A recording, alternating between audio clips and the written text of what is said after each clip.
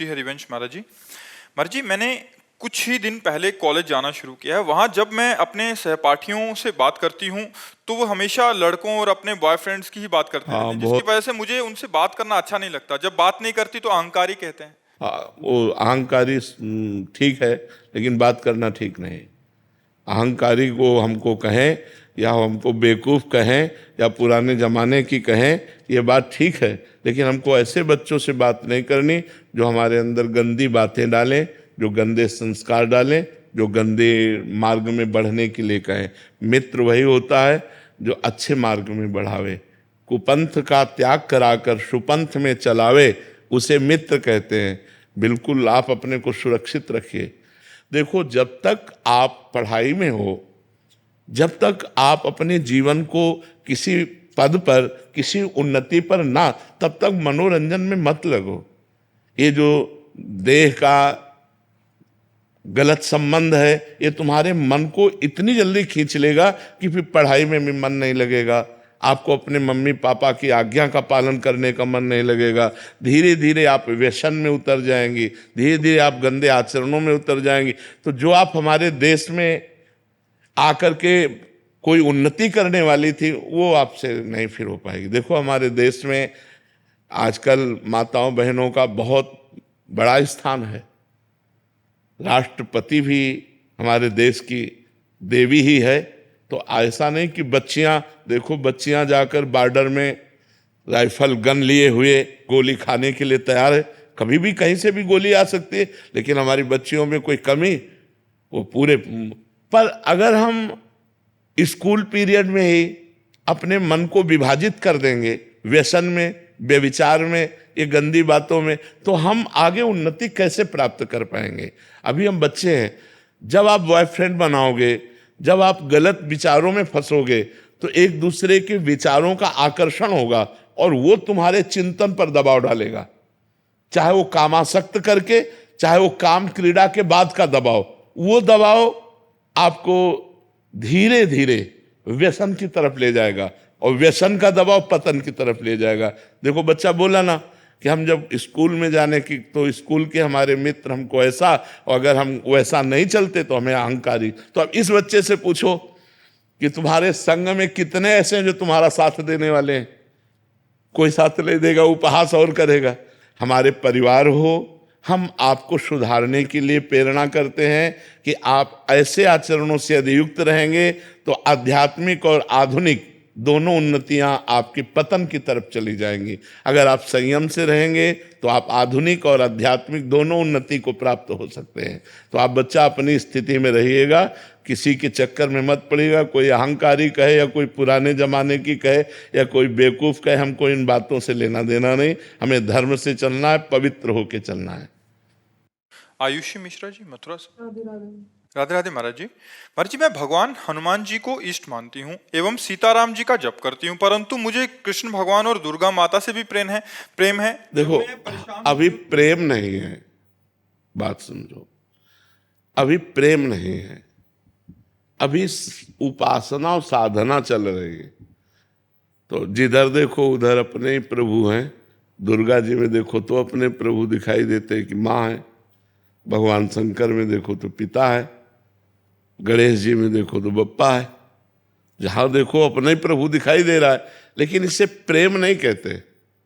ये उपासना है, भक्ति है, लेकिन जब प्रेम आएगा वो एक में होगा। प्रेम गलियति सांकरी तामे दोनों समाए, फिर एक में होगा। हमारी जबान कट जाए अगर दूसरा नाम निकले, रसना कटो जो अन रटो, निरख अन फुटो नैन, श्रवण फुटो जो अन सुनो, श्री राधा जस बहन। देखो, उद्धव जी समझाने आए गोपी को कि श्री कृष्ण ब्रह्म है, आत्मा है, वो कभी तुमसे बिलग हो ही नहीं सकते। तो गोपी जन कहती, उद्धव मन न भय 10-20, अब एक हो तो सो गयो श्याम पे, अब को आराधे ईस। एक मन था, वो श्याम सुंदर ने चुरा लिया। अब तुम ये ब्रह्म ज्ञान कह रहे हो, कौन तुम्हारा ब्रह्म ज्ञान सुने? तुम किसी और को सुनाओ जाकर।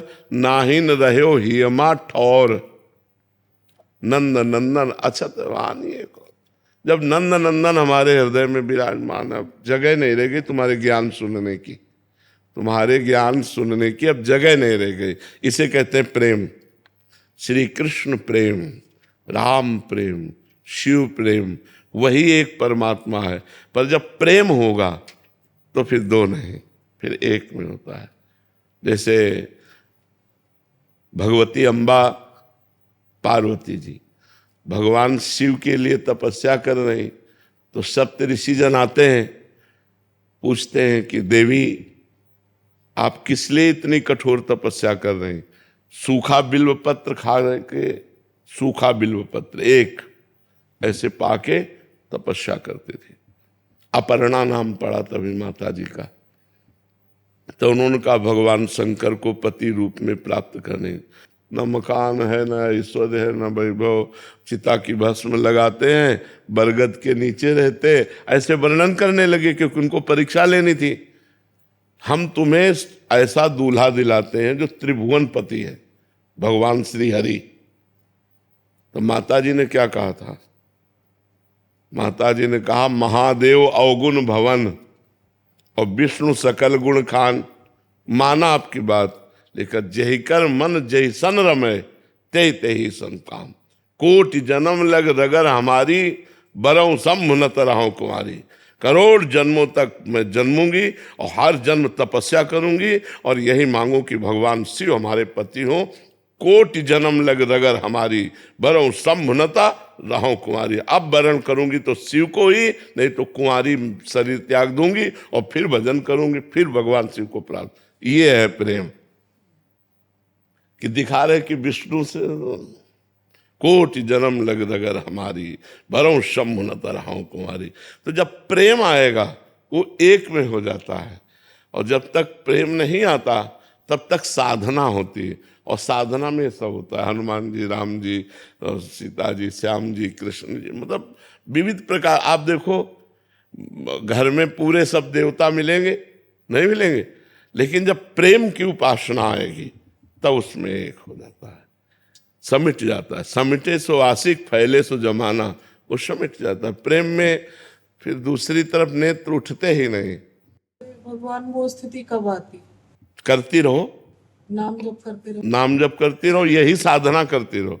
जब हम शुरुआत किए थे ना, तो इतनी चालीसा पाठ करते थे, हनुमान चालीसा, शिव चालीसा, ये चालीसा, वो चालीसा, ये पाठ, वो पाठ।